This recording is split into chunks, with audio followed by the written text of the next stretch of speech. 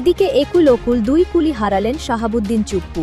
আওয়ামী লীগের সাথে বেইমানি করেছেন সাবেক রাষ্ট্রপতি শাহাবুদ্দিন চুপ্পু।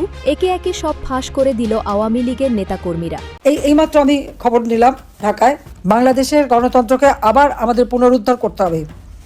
অগণতান্ত্রিক অবৈধ সরকার থাকতে পারে না, সংবিধানটা অনুমোদন দেয় না। ছি, মহামান্য রাষ্ট্রপতি শাহাবুদ্দিন চুপ্পু, ছি, আপনার থেকে বাংলাদেশ আওয়ামী লীগ এটা প্রত্যাশা করে নাই। শুধুমাত্র দীর্ঘমেয়াদী ক্ষমতায় বসে থাকার লোভে, শুধুমাত্র পূর্ণ মেয়াদে রাষ্ট্রপতি থাকার লোভে আপনি একুল ওকুল দুইটা কুল আপনি হারিয়ে ফেলেছেন। বিশ্বাস হয় না? আপনার দুকুল হারিয়ে গেছে। এখন যদি আপনাকে গ্রেফতার করা হয়, আপনি কি করবেন? আপনাকে কে রক্ষা করবে বাংলাদেশে? আছে কেউ?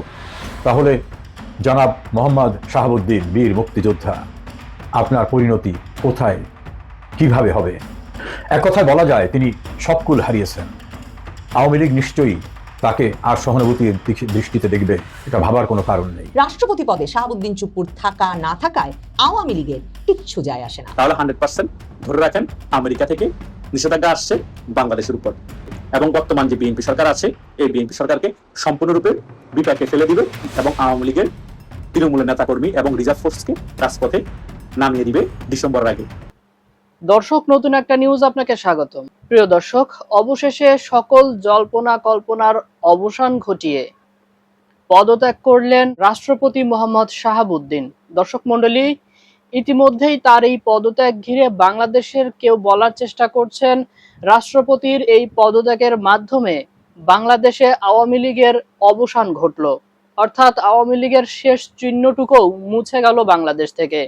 দর্শক মন্ডলী, অন্যদিকে আওয়ামী লীগের নেতা কর্মীরা বলছেন জনাব শাহাবুদ্দিন চুপ্পু একুল ওকুল দুই কলি হারালেন। কারণ হিসেবে তারা উল্লেখ করছেন 5 আগস্টের পর থেকে যেভাবে আওয়ামী লীগ বিরোধী বক্তব্য এবং কাজকর্ম করে এসেছেন এই শাহাবুদ্দিন চুপ্পু, তাতে করে আওয়ামী লীগের কেউই তাকে আর সহানুভূতি দেখাবে না, তাকে আর দলের সদস্য বলে গণ্য করবে না। দর্শক মন্ডলী, আওয়ামী লীগের এই বক্তব্যকে আপনি কিভাবে দেখছেন? অর্থাৎ শাহাবুদ্দিন চুপ্পু কি একুল ওকুল দুই কলি হারালেন কিনা তা অবশ্যই কমেন্ট করে জানিয়ে দিন। এছাড়াও দর্শক, এই বিষয়টি নিয়ে গুরুত্বপূর্ণ মন্তব্য করেছেন আওয়ামী লীগের একজন গুরুত্বপূর্ণ নেতা, সে বিষয়টিও জানতে পারবেন। তো দর্শক, আর কথা না বাড়িয়ে চলুন দেখে আসবো আজকে সেই কাঙ্ক্ষিত ভিডিওগুলো। তবে তার আগে বলবো, যারা প্রতিনিয়ত আপডেট খবর দেখতে চান তাহলে অবশ্যই আমাদের চ্যানেলটি সাবস্ক্রাইব করে পাশে থাকা বেল আইকনটি ক্লিক করে দিন। আর যারা ইতিমধ্যেই চ্যানেলটি সাবস্ক্রাইব করে রেখেছেন তাদেরকে অসংখ্য ধন্যবাদ। তো চলুন দর্শক, ভিডিওটিতে একটি লাইক দিয়ে আমরা ধারাবাহিকভাবে সবগুলো ভিডিওর আলোচনা দেখে আসি। ছি, মহামান্য রাষ্ট্রপতি শাহাবুদ্দিন চুপ্পু, ছি, আপনার থেকে বাংলাদেশ আওয়ামী লীগ এটা প্রত্যাশা করে নাই। শুধুমাত্র দীর্ঘমেয়াদী ক্ষমতায় বসে থাকার লোভে, শুধুমাত্র পূর্ণ মেয়াদে রাষ্ট্রপতি থাকার লোভে আপনি একুল ওকুল দুইটা কুল আপনি হারিয়ে ফেলেছেন। বিশ্বাস হয় না? আপনার দুকুল হারিয়ে গেছে। এখন যদি আপনাকে গ্রেফতার করা হয়, আপনি কি করবেন? আপনাকে কে রক্ষা করবে বাংলাদেশে? আছে কেউ? 5 আগস্টের পর বাংলাদেশের এই সংকটকালীন সময়ে জনাব শাহাবুদ্দিন চুপ্পু আপনি চাইলে অনেক কিছু করতে পারতেন। আপনার হাত পা বাঁধা ছিল, মেনে নিলাম। আপনি তখন পদত্যাগ করলেন না কেন? আপনি বললেন ইউনূস আপনাকে 1.5 বছর বাক্সবন্দি করে রেখেছিল, গৃহবন্দী করে রেখেছিল। ভালো কথা, আপনি গৃহবন্দী কেন থাকলেন? আপনার কি এত সমস্যা ছিল?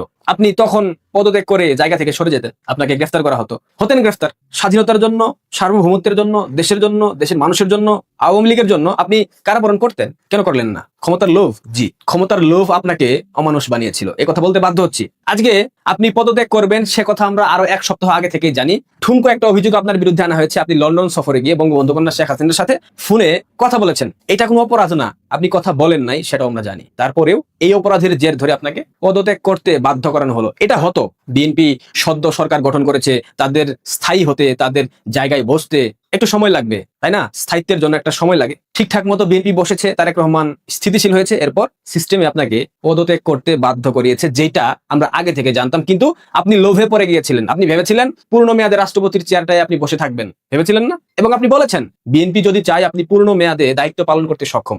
আপনি কেন বুঝেন না? আওয়ামী লীগকে দেশি বিদেশি আন্তর্জাতিক চক্রান্তের মধ্য দিয়ে এদেশ থেকে ক্ষমতাচ্যুত করা হয়েছে। আপনি আওয়ামী লীগের প্রধানের কিংবা আওয়ামী লীগ সরকারের মনোনীত রাষ্ট্রপতি আপনাকে আজ বা কাল সরিয়ে দেবেই, এটা চিরধার্য। কিন্তু আপনি কি করলেন? আপনি যদি সম্মান ঠিক রেখে আপনি যদি 5 আগস্টের পর পদত্যাগ করতেন কিংবা আপনার ক্ষমতা বলে সামরিক আইন জারি করতেন, আপনি কিন্তু বাংলাদেশের মানুষের কাছে গাদ্দার হতেন না। স্পেশালি আপনার রাজনৈতিক দল, আপনার মতাদর্শের মানুষদের কাছে আপনি গাদ্দার হতেন না। কিন্তু শুধুমাত্র দীর্ঘমেয়াদী ক্ষমতায় বসে থাকার লোভে, শুধুমাত্র পূর্ণ মেয়াদে রাষ্ট্রপতি থাকার লোভে আপনি একুল ওকুল দুইটা কুল আপনি হারিয়ে ফেলেছেন। বিশ্বাস হয় না? আপনার দুকুল হারিয়ে গেছে। এখন যদি আপনাকে গ্রেফতার করা হয়, আপনি কি করবেন? আপনাকে কে রক্ষা করবে বাংলাদেশে? আছে কেউ? হয়তোবা সমঝোতার মধ্য দিয়ে আপনি পদত্যাগ করেছেন, আপনার পরিবার কিংবা আপনার উপর কোনো ধরনের আইনি প্রক্রিয়া যাতে না হয়, আপনাকে যেন গ্রেফতার করা না হয়, আপনার পরিবারকে যেন গ্রেফতার করা না হয়, এই ধরনের শর্ত অবশ্যই আপনার পদত্যাগের আগে হয়েছে দেওয়া। কিন্তু শেষ জীবনে এসে আর কদিন বাঁচবেন, এই যে সম্মান হানি ঘটালেন, এটা কি ভালো হলো? আপনি পদত্যাগ করেছেন, সেই পদত্যাগের সিম্পলি আপনার যে বক্তব্য, দুইটা লাইন আমি বলি। শারীরিক ও মানসিক অসামর্থ্যতার কারণে রাষ্ট্রপতির মতো গুরুত্বপূর্ণ সাংবিধানিক পদের দায়িত্ব পালন করা আমার পক্ষে সম্ভব হচ্ছে না। আমার দীর্ঘমেয়াদে চিকিৎসা প্রয়োজন। না পাইলেন সম্মান, না পাইলেন মনের শান্তি, না থাকলো একটা কুল, না থাকলো আরেকটা কুল। আওয়ামী লীগকেও হারালেন, বাংলাদেশের মানুষকেও হারালেন, মুক্তিযুদ্ধের পক্ষের মানুষগুলো আপনাকে ঘৃণা করে, কারণ আপনার সমসাময়িক কিছু বক্তব্যের কারণে। আপনি বঙ্গবন্ধুকে অসম্মান করে জিয়াকে আপনার বাপ বানিয়ে ফেলেছিলেন। আপনার বাপ জিয়া, তার পুত্র আপনার ভাই তারেক রহমান আপনাকে সরিয়ে দিয়েছে। নেক্সট লক্ষ্যবস্তু আমাদের আওয়ামী লীগের শেখ পরিবারের অন্যতম জামাতা সেনাপ্রধান ওয়াকারুজ্জামান। তারেক রহমান খেলবে, যতক্ষণ ক্ষমতায় থাকবে ততক্ষণ খেলবে, এটা বোঝা যাচ্ছে, এবং ঠান্ডা মাথায় খেলবে। রাষ্ট্রপতিকে খেয়ে দিয়েছে। ওয়াকারকে রক্ষার যে কবচ, সেটা তো রাষ্ট্রপতি ছিল, তাই না? রাষ্ট্রপতি ওয়াকারকে রক্ষা করেছে, ওয়াকার রাষ্ট্রপতিকে রক্ষা করেছে। ওয়াকার সম্ভবত এই মুহূর্তে তুরস্কে অবস্থান করছে, সফরে গিয়েছে। তুরস্ক থেকে ফিরে হয়তোবা কিছুদিনের মধ্যে ওয়াকারকে খেয়ে দেওয়া হবে। আর ওয়াকার যদি একবার পরে যায়, বিশ্বাস করেন 5 আগস্ট বঙ্গবন্ধু কন্যা শেখ হাসিনাকে সামরিক বাহিনীর বিমানে করে ভারতে পৌঁছে দেওয়ার অপরাধে ওয়াকার ঝুলবে, এবং তারেক রহমান ওয়াকারকে ঝুলাবে। ওয়াকার কিন্তু গ্রেফতার হবে। ওয়াকার সাবেক হবার কয়েক ঘন্টার মধ্যে দেখবেন ওয়াকার অ্যারেস্ট হয়ে গেছে। হবে, এটা নিয়তি, এটা কর্মফল। চুপ্পু যেমন তার কর্মফল ভোগ করবে, এখন ওয়াকার একইভাবে কর্মফল ভোগ করবে। গাদ্দারদের ঠাঁই কোথাও হয় না। গাদ্দাররা যেখানে যায় সেখানে তারা অসম্মানিত হয়, অপদস্থ হয়। আবারও পুনরাবৃত্তি করি, জনাব শাহাবুদ্দিন চুপ্পু সাহেব, 5 আগস্টের পর যদি শেখ হাসিনার সরকারের উৎখাতের পর আপনি যদি সসম্মানে আপনার জায়গা থেকে পদত্যাগ করে স্বেচ্ছায় কারাবরণ করতেন, আজকে এই দিনে এসে আপনি জাতির কাছে হিরো হয়ে থাকতেন। কারণ 5 আগস্টের পর বাংলাদেশটা যেভাবে এগিয়েছে, যেভাবে বাংলাদেশকে ধ্বংস করা হয়েছে, বাংলাদেশের প্রত্যেকটা কাঠামো, এর দায় আপনাকে নিতে হবে। কারণ আপনি বাংলাদেশের সাংবিধানিক প্রধান, তাই নয় কি? ইউনূসের অপকর্মের দায় আপনাকে নিতে হবে, কারণ আপনি রাষ্ট্রপতির দায়িত্বে ছিলেন, এবং ইতিহাসে যখন ভবিষ্যতে লেখা হবে তখন আপনার নামটা থাকবে আওয়ামী লীগ মনোনীত রাষ্ট্রপতি শুধুমাত্র ক্ষমতার লোভে, শুধুমাত্র দীর্ঘমেয়াদে ক্ষমতায় থাকার জন্য, শুধুমাত্র রাষ্ট্রপতির মেয়াদ পূর্ণ করার জন্য ইউনূসের সকল অবৈধ আইন, অবৈধ কালা কানুন, নিয়ম, দেশবিরোধী চক্রান্ত, দেশবিরোধী চুক্তি সবকিছুকে সমর্থন দিয়ে গেছে, মৌন সমর্থন দিয়ে গেছে বাংলাদেশের মহামান্য রাষ্ট্রপতি শাহাবুদ্দিন চুপ্পু। এবং তারই ধারাবাহিকতায় তারেক রহমানের সব অপকর্ম, অপশাসন, মার্কিন বাণিজ্য চুক্তির বাস্তবায়ন, প্রতিফলন, এই সবকিছুকে অন্যায়ভাবে সমর্থন দিয়েছে, মৌন সমর্থন দিয়েছে বাংলাদেশের মহামান্য রাষ্ট্রপতি শাহাবুদ্দিন চুপ্পু। ইতিহাসে কিন্তু আপনার নাম গাদ্দার হিসেবে লেখা থাকবে। এটা আপনি কিভাবে নেবেন জানি না, কিন্তু এটা বাস্তব। কারণ আপনি 2টা অনির্বাচিত সরকারকে বৈধতা দিয়েছেন স্বাক্ষরের মধ্য দিয়ে। আপনি যদি 8 আগস্ট ইউনূসের সরকারকে বৈধতা না দিয়ে আপনি সামরিক শাসন জারি করতেন, আপনাকে কে কি করতো, পরবর্তীতে তারা কি করতো সেটা দেখার বিষয় না। সংবিধান বাতিল হয়ে যেত, জাতীয় সরকার গঠন করা হতো, বিপ্লবী সরকার গঠন করা হতো, আপনি রাষ্ট্রপতির পদ থেকে সরে যেতেন, স্বেচ্ছায় কারাবরণ করতেন। জীবনে তো সবকিছু ভোগ বিলাসিতা করেছেন, করেন না? আওয়ামী লীগ থেকে সর্বোচ্চ সুযোগ সুবিধা নিয়েছেন না? এখন শেষ বয়সে এসে কারাবরণ করতেন। আমির হোসেন আমু, তুফাইল আহমেদের মতো বর্ষিয়ার নেতারা যদি কারাবরণ করতে পারে, আপনি শাহাবুদ্দিন চুপ্পু কত বড় নেতা হয়ে গেছেন যে আপনি কারাবরণ করতে পারেন নাই? আজকে কি হলো? আপনার সম্মান আছে? আপনার সম্মান বাকি রইলো? আপনাকে অসম্মানিত করে, অপদস্থ করে আপনাকে পদত্যাগ করতে বাধ্য করা হলো। সেখানে বলা হলো আপনি অসুস্থ। আপনি অসুস্থ এত মাস হন নাই? 2024 সালের 5 আগস্টের পর থেকে আপনার অসুস্থতার জায়গা কোথায় ছিল? এখন হঠাৎ করে 7 দিনের ব্যবধানে আপনি অসুস্থ হয়ে গেলেন। গত 3 দিন আগে বলেছি আপনাকে সরিয়ে দেওয়া হবে। এবং নেক্সট লক্ষ্যবস্তু ওয়াকারুজ্জামান। ছি, মহামান্য রাষ্ট্রপতি শাহাবুদ্দিন চুপ্পু, ছি, আপনার থেকে বাংলাদেশ আওয়ামী লীগ এটা প্রত্যাশা করে নাই। আপনার কাছে একজন মুক্তিযোদ্ধা, আপনি বাংলাদেশের মুক্তিযুদ্ধপন্থী কোনো মানুষ এই ধরনের আচরণ প্রত্যাশা করে নাই। সম্মানের সাথে যদি বিদায় নিতেন, পদত্যাগ করতেন, আজকে সমাজের কাছে, জাতির কাছে, রাষ্ট্রের মানুষের কাছে হিরো হয়ে থাকতেন। কিন্তু এই মুহূর্তে আপনাকে গাদ্দার বলা ছাড়া আর কোনো কিছু বাংলাদেশের মানুষ বলবে না। আমি বলছি না আমার বলাতে কিছু যাবে কিংবা আসবে না, কিন্তু আপনি যেই কাজটা করলেন, আপনাকে যেভাবে সরিয়ে দেওয়া হলো, এইটা নিঃসন্দেহে আপনার সম্মান, আপনার সবকিছু কেড়ে নিয়েছে। আপনার এত দিনের অর্জন, আপনি একজন মুক্তিযোদ্ধা, এই সম্মানটুকু বিএনপি আপনাকে দেয় নাই।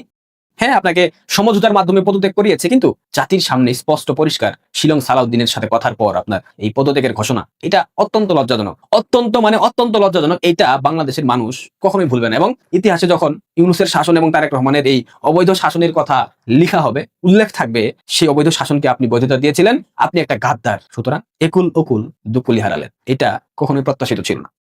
তার মানে কি সেনাপ্রধানকেও সরানো হবে?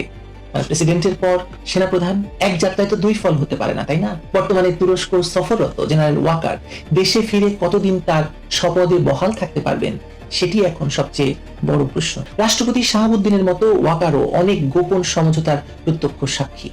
কে 5ই আগস্ট বঙ্গভবনে কি বলেছিল, কে কোন ধরনের সরকার চেয়েছিল, ইউনূসের নাম কিভাবে চূড়ান্ত হয়েছিল, রাজনৈতিক দলগুলোর সঙ্গে কি বোঝাপড়া হয়েছিল এবং সামরিক নেতৃত্ব কি শর্তে নতুন ব্যবস্থাকে সমর্থন করেছিল, এসব প্রশ্নের সবচেয়ে গুরুত্বপূর্ণ উত্তর সম্ভবত ওয়াকারের কাছেই আছে। ক্ষমতার রাজনীতিতে এই ধরনের সাক্ষী প্রয়োজনের সময় সম্পদ, প্রয়োজন ফুরালে একটা বড় ধরনের ঝুঁকি। রাষ্ট্রপতিকে সরানোর সম্ভাব্য উদ্দেশ্য যদি হয় পুরনো সাংবিধানিক প্রশ্নগুলোকে আড়াল করা এবং নতুন সরকারের অনুগত কাউকে বঙ্গভবনে বসানো, তাহলে পরবর্তী ধাপে সেনাবাহিনীর নেতৃত্বেও আরো অনুগত কাউকে বসানোর চেষ্টা হতে পারে। বিশেষ করে সরকার যদি প্রশাসন, রাষ্ট্রপতির কার্যালয়, গোয়েন্দা কাঠামো এবং সামরিক বাহিনী সব জায়গায় একই রাজনৈতিক বলয় প্রতিষ্ঠা করতে চায়। এটা এমন এক সময়ে ঘটতে যাবে বা ঘটবে যখন শেখ হাসিনা ঘোষণা দিয়েছেন বাংলাদেশে আসবেন। শেখ হাসিনার নিয়োজিত রাষ্ট্রপতিকে যদি বিদায় করা যায়, শেখ হাসিনার নিয়োজিত সেনাপ্রধানকে কেন রাখবে তারেক রহমান আমাকে বোঝান। তবে সেনাপ্রধানকে সরানো রাষ্ট্রপতিকে সরানোর মতো সহজ হবে না হয়তো। রাষ্ট্রপতি মূলত আনুষ্ঠানিক সাংবিধানিক পদ। সেনাপ্রধান একটি সশস্ত্র, সংগঠিত এবং নিজস্ব কমান্ড কাঠামোর নেতৃত্ব দেন। তাকে মেয়াদের আগে সরানোর সিদ্ধান্ত নিতে হলে বাহিনীর অভ্যন্তরীণ ভারসাম্য, জ্যেষ্ঠতা, কমান্ডারদের আনুগত্য এবং আন্তর্জাতিক প্রতিরক্ষা সম্পর্ক বিবেচনা করতে হবে। ওয়াকারের বর্তমান তুরস্ক সফর সেই কারণে খুব তাৎপর্যপূর্ণ। সরকারি ভাষ্য অনুযায়ী তিনি 5 দিনের সফরে তুরস্কের প্রতিরক্ষা শিল্প প্রতিষ্ঠান পরিদর্শন, সামরিক নেতৃত্বের সঙ্গে বৈঠক এবং প্রশিক্ষণ এবং প্রযুক্তিগত সহযোগিতা নিয়ে আলোচনা করছেন। ভারতীয় ইকোনমিক টাইমস এই সফরকে আঙ্কারা, ইসলামাবাদ এবং ঢাকার ক্রমবর্ধমান প্রতিরক্ষা যোগাযোগের প্রেক্ষাপটে দেখছে। তবে এটিকে সরাসরি ত্রিপক্ষীয় সামরিক জোট হিসেবে প্রমাণ করার মতো সরকারি ঘোষণা তো এখনো নেই। কিন্তু বাংলাদেশে তুরস্ক যেভাবে তার সামরিক স্বার্থ দেখছে বাংলাদেশকে ঘিরে এবং বাংলাদেশকে একটি সামরিক ঘাঁটি বানানোর চেষ্টা করছে কিনা সে প্রশ্ন উঠেছে। আসলে প্রশ্ন হলো, ওয়াকার কি তুরস্কের সঙ্গে সম্পর্ক বাড়িয়ে নিজের সামরিক অবস্থান শক্ত করছেন, নাকি সরকারই তাকে নতুন প্রতিরক্ষা অক্ষ তৈরির দায়িত্ব দিয়েছে? দুই সম্ভাবনাই আছে। তুরস্কের প্রতিরক্ষা শিল্প দ্রুত বিস্তৃত হয়েছে এবং বাংলাদেশ অস্ত্র, ড্রোন, প্রশিক্ষণ এবং প্রযুক্তির বিকল্প উৎস হচ্ছে। ফলে সফরটি পেশাগতও হতে পারে, কিন্তু রাষ্ট্রপতি পরিবর্তনের আলোচনার ঠিক সময়ে সেনাপ্রধানের বিদেশ সফর রাজনৈতিক কৌতূহল তৈরি করছে। সম্ভাব্য নতুন সেনাপ্রধান হিসেবে বিভিন্ন সংবাদ মাধ্যমে কিছু জ্যেষ্ঠ সেনা কর্মকর্তার নাম ছড়ানো হচ্ছে, কিন্তু নির্ভরযোগ্য সরকারি ঘোষণা ছাড়া এসব নামকে সত্য ধরে নেওয়া যাবে না। বরং নাম ছড়িয়ে দেওয়ার উদ্দেশ্য খতিয়ে দেখা দরকার। এতে একদিকে সেনাবাহিনীর ভিতর প্রতিযোগিতা তৈরি হয়, অন্যদিকে বর্তমান সেনাপ্রধানকে বোঝানো হয় যে তার বিকল্পও প্রস্তুত আছে। জেনারেল ওয়াকারের জন্য সবচেয়ে বড় দুর্বলতা হলো কোনো রাজনৈতিক পক্ষই তাকে পুরোপুরি নিজেদের লোক মনে করতে পারছে না। আওয়ামী লীগের একটি অংশ তাকে 5ই আগস্টের ক্ষমতা পরিবর্তনের মূল কারিগর মনে করে। জুলাই সন্ত্রাসীদের একটি অংশ আবার মনে করে তিনি তাদের কাঙ্ক্ষিত বিপ্লবী সরকার প্রতিষ্ঠা করতে দেননি। ইউনূসপন্থীরা তাকে নির্বাচনের জন্য চাপ দেওয়ার দায়ে সন্দেহ করে। বিএনপিও জানে তাদের ক্ষমতায় আসার পেছনের বহু ঘটনার বা গোপন ঘটনার সাক্ষী তিনি। জামায়াতের কাছে তিনি হয়তো প্রয়োজনীয়, কিন্তু স্থায়ীভাবে নির্ভরযোগ্য নন। আর জামায়াত এমন এক মুনাফিক দল, তারা উপকার স্বীকার করে না। অর্থাৎ যে জেনারেল একসময় প্রায় সবার প্রয়োজন ছিলেন, এখন প্রায় সবার সন্দেহের মানুষ এই জেনারেল ওয়াকারুজ্জামান বা বর্তমান সেনাপ্রধান। তাকে সরানো হলে সরকার হয়তো বলবে এটি একটি নিয়মিত সামরিক পরিবর্তন, মেয়াদ, অবসর, পুনর্গঠন অথবা পেশাগত কারণ দেখানো হবে, কিন্তু সময়টি সিদ্ধান্তের প্রকৃত অর্থ বলে দেবে। রাষ্ট্রপতির বিদায়ের পরপরই সেনাপ্রধান বদল হলে সেটিকে দুটি বিচ্ছিন্ন ঘটনা হিসেবে দেখা কঠিন হবে, কারণ তখন বোঝা যাবে যে রাষ্ট্রের 2024 পরবর্তী ক্ষমতা কাঠামোর শেষ স্বাধীন কিংবা অর্ধ স্বাধীন স্তম্ভগুলো পুনর্বিন্যাস করা হয়েছে। তবে ওয়াকারকে সরানো মানেই তার প্রভাব সঙ্গে সঙ্গে শেষ হয়ে যাবে না। সেনাবাহিনীতে ব্যক্তিগত সম্পর্ক, কমান্ড অভিজ্ঞতা এবং 2024 সালের সংকটে তার ভূমিকা তাকে দীর্ঘদিন গুরুত্বপূর্ণ করে রাখবে। বরং অসম্মানজনকভাবে সরানো হলে সেটা সেনাবাহিনীর ভেতরে অস্বস্তি তৈরি করতে পারে। একটি রাজনৈতিক সরকার সেই ঝুঁকি কতটা নিতে চাইবে, সেটাও একটা বড় প্রশ্ন। শেষ পর্যন্ত প্রেসিডেন্ট গেলে সেনাপ্রধানের কি হবে এর উত্তর এখনই নিশ্চিতভাবে দেওয়া সম্ভব নয়, কিন্তু রাজনৈতিক ঝুঁকি বলছে বা যুক্তি বলছে রাষ্ট্রপতির পরিবর্তন যদি শুধু ব্যক্তিগত স্বাস্থ্য কিংবা স্বেচ্ছা অবসরের বিষয় না হয়ে ক্ষমতার পুনর্বিন্যাস বা পূর্ণ পুনর্বিন্যাস হয়, তাহলে জেনারেল ওয়াকারের পদও নিরাপদ নয়। কারণ 2024 সালের ক্ষমতা পরিবর্তনের দুটি প্রধান প্রাতিষ্ঠানিক সাক্ষী ছিলেন রাষ্ট্রপতি শাহাবুদ্দিন এবং সেনাপ্রধান ওয়াকার। একজনকে সরিয়ে দেওয়া হলে অন্যজন স্বাভাবিকভাবেই আরো একা হয়ে পড়বেন। আর বাংলাদেশের ক্ষমতার ইতিহাস বলে যে সাক্ষী খুব বেশি জানেন কিন্তু নতুন শাসকের পুরোপুরি অনুগত নন, তার জন্য অবসর সবসময় স্বেচ্ছায় আসে না। রাষ্ট্রপতির ক্ষেত্রেও আসছে না, সেনাপ্রধানের ক্ষেত্রেও হয়তো আসবে না। জেনারেল ওয়াকার তুরস্ক থেকে বিদেশে ফিরবেন, হয়তো তাকে এয়ারপোর্টে স্বাগত জানানো হবে, তিনি ফিরে এসে বৈঠক করবেন, বক্তৃতা দেবেন, কিন্তু আসল প্রশ্ন হবে তার গাড়িতে পতাকা আছে কিনা, তার সামনে গার্ড অব অনার আছে কিনা, তার স্টারগুলো আছে কিনা সেটি নয়। আসল প্রশ্ন হবে রাষ্ট্রপতির বিদায়ের পর বাংলাদেশের নতুন ক্ষমতার মানচিত্রে তার জন্য আদৌ কোনো জায়গা রাখা হয়েছে কিনা। সময় আগাচ্ছে, tick tick tick tick tick tick. রাষ্ট্রপতির জন্য, জেনারেল ওয়াকারের জন্য হয়। যেদিন থেকে বাংলাদেশ আওয়ামী লীগের সভানেত্রী শেখ হাসিনা বাংলাদেশে ফিরে আসার ঘোষণা দিয়েছে ডিসেম্বর মাসে, এবং তিনি এও বলেছেন আমি মাথা উঁচু করে ডিসেম্বরে বাংলাদেশে ফিরে আসব, তার কিছুদিন পর থেকে বাংলাদেশের রাজনীতিতে আওলা ঝাওলা লেগে গিয়েছে। বিএনপি শীর্ষ পর্যায়ের নেতারা, জামাত এবং এনসিপির টোকাই নেতারা কখন কোন জায়গায় বক্তব্যে কি বলছে তারা নিজেরাও বুঝতে পারছে না। তারা শেখ হাসিনার ভয়ে এখন হাঁটু কাঁপাকাঁপি শুরু হয়ে গিয়েছে, আওয়ামী লীগের ভয়ে তাদের এখন হাঁটু কাঁপাকাঁপি শুরু হয়ে গিয়েছে। এখন বিএনপি, জামাত, এনসিপি ঐক্যবদ্ধ হয়ে কিভাবে আওয়ামী লীগের ফিরে আসা ঠেকানো যায়, শেখ হাসিনার ডিসেম্বরে ফিরে আসা কিভাবে ঠেকানো যায়, সেই লক্ষ্যে তারা কাজ করে যাচ্ছে। কিন্তু তারা যে নোংরা পরিকল্পনা করছে ডিসেম্বরকে কেন্দ্র করে, সেটা তারা বাস্তবায়ন করতে পারবে না। কেন পারবে না? কারণ এই মাসের শেষের দিকে বাংলাদেশে আসছে মার্কিন দূত। তার নাম কি? তার নাম হচ্ছে সার্জিও গোর। শুধু তাই নয়, ভারতের কূটনীতিকরাও কিন্তু আওয়ামী লীগ এবং শেখ হাসিনার বিষয় নিয়ে বর্তমান তারেক জিয়া সরকারকে আগাম বার্তা দিয়ে দিয়েছে। সো সার্জিও গোর যখন বাংলাদেশে আসবে, বর্তমান বিএনপি সরকারের সাথে আওয়ামী লীগ এবং শেখ হাসিনার বিষয় নিয়ে গুরুত্বপূর্ণ আলোচনা হবে এবং আমেরিকার যে সকল স্বার্থ আছে বাংলাদেশ থেকে সে সকল স্বার্থ নিয়েও আলোচনা হবে এবং ভারতের যে কূটনীতিক বার্তা আছে সে সকল বিষয়গুলো বর্তমান বিএনপি সরকারের কাছে তুলে ধরা হবে।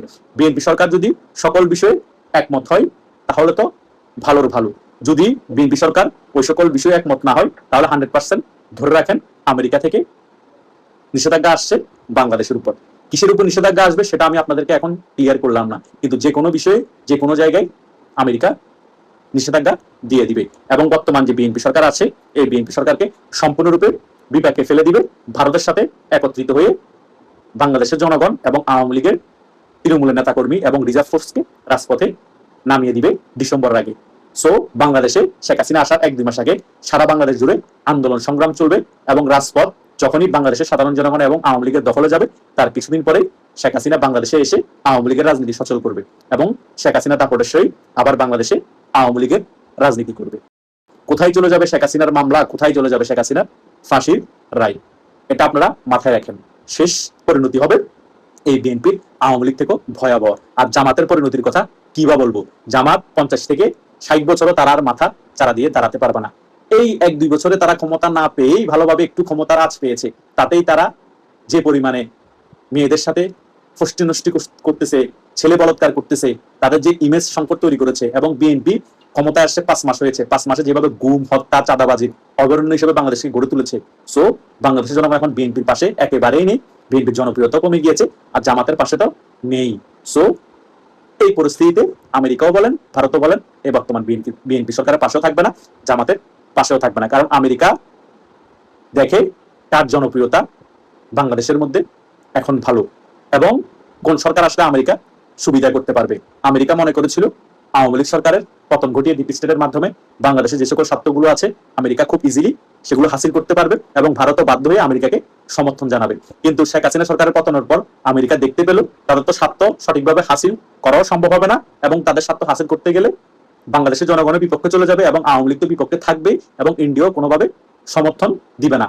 বরং বিএনপি সরকার ক্ষমতায় থাকলে জঙ্গিবাদের আস্ফালন ঘটবে বাংলাদেশে এবং এই জঙ্গিবাদের আস্ফালন ঘটলে বহির্বিশ্ব থেকেও আমাদের উপর আঙ্গুল তুলবে যে আমেরিকা পৃথিবী জুড়ে বলে বলে বেড়ায় পৃথিবীর যে কোনো দেশে জঙ্গিবাদের উত্থান ঘটলে সেখানে আমরা হামলা করে জঙ্গিবাদের উত্থান ঠেকাবো। কিন্তু এই বাংলাদেশে আমেরিকার ডিপ স্টেটের মাধ্যমে শেখ হাসিনা সরকারের পতন ঘটিয়ে এই বাংলাদেশে জঙ্গিবাদের উত্থান ঘটাচ্ছে আমেরিকায়। এই সকল বিষয় চিন্তা করে আমেরিকা তাদের ইমেজের বিষয় চিন্তা করে এবং তাদের স্বার্থের বিষয় চিন্তা করে তারা বুঝতে পেল যে ভারতের সাথে একত্রিত হয়ে বাংলাদেশের সকল বিষয় পরিচালনা করা ভালো হবে এবং ভারতের সাথে একত্রিত হয়ে আমাদের স্বার্থগুলো বাংলাদেশ থেকে পূরণ করা ভালো হবে। তাই ভারত যদি চাই আবার আওয়ামী লীগ সরকার ক্ষমতায় আসুক এবং শেখ হাসিনা ক্ষমতায় আসুক সেটাই ভালো। যদি আওয়ামী লীগ ক্ষমতায় এসে আমাদের স্বার্থ হাসিল করে সমস্যা কোথায়? সো শেষ পর্যায়ে এসে আমেরিকা এবং ভারত একই সুতোয় গাথা এবং শেষ সিদ্ধান্ত ভারত যেটা চাইবে আমেরিকা সেটাই করতে বাধ্য হবে বাংলাদেশের বিষয়ে। আমি অনেক আগে থেকেই এই বিষয়টা আপনাদেরকে বোঝানোর চেষ্টা করেছি। আমেরিকা তাদের ইগো প্রবলেমের কারণে শেখ হাসিনা সরকারের পতন ঘটিয়েছে এবং তাদের কিছু স্বার্থ আছে সে সকল স্বার্থ পূরণের জন্য বাংলাদেশে শেখ হাসিনা সরকারের পতন ঘটিয়েছে এবং ইরান আক্রমণের আগে ভারতকে কিছু প্রেসারে রাখার জন্য বাংলাদেশের মধ্যে শেখ হাসিনা সরকারের পতন ঘটিয়েছে। এখন মোটামুটি আমেরিকা ভারতকে তাদের হাতের নাগালে আনতে পেরেছে এবং ইরান আক্রমণ করেছে। ভারত এখন আমেরিকার পাশে আছে এবং আমেরিকার যত স্বার্থ আছে সকল স্বার্থ পূরণে ভারত আমেরিকাকে সাহায্য সহযোগিতা করবে বলেছে বাংলাদেশ বিষয়ে। সো ভারতের চাহিদা এখন শুধু একটাই, সেটা হচ্ছে বাংলাদেশের বুকে আবার আওয়ামী লীগের রাজনীতি ফিরে আসতে হবে এবং শেখ হাসিনা যাতে ডিসেম্বরে বাংলাদেশে ফিরে আসতে পারে। সে সকল বিষয়েও কিন্তু ভারত মোটামুটি আমেরিকাকে কনভিন্স করেছে। এই বিষয়ের বার্তাগুলো নিয়েই সার্জিও গোর এই মাসের শেষে বাংলাদেশে আসবে, সকল বিষয় সুন্দরভাবে বর্তমান সরকারকে কূটনীতিকভাবে বুঝিয়ে বলবে এবং ভারতের কূটনীতিক কথাগুলো এই বর্তমান বিএনপি সরকারকে তুলে ধরবে। বিএনপি সরকার যদি সকল কিছু মেনে নেয় তাহলে কিন্তু বিএনপি সরকার 5 বছর তাদের মেয়াদ পূরণ করতে পারবে। আর যদি মেনে না নেয়, আমেরিকার পক্ষ থেকে নিষেধাজ্ঞা আসবে, ভারত থেকে কূটনীতিক অনেক চাপ আসবে।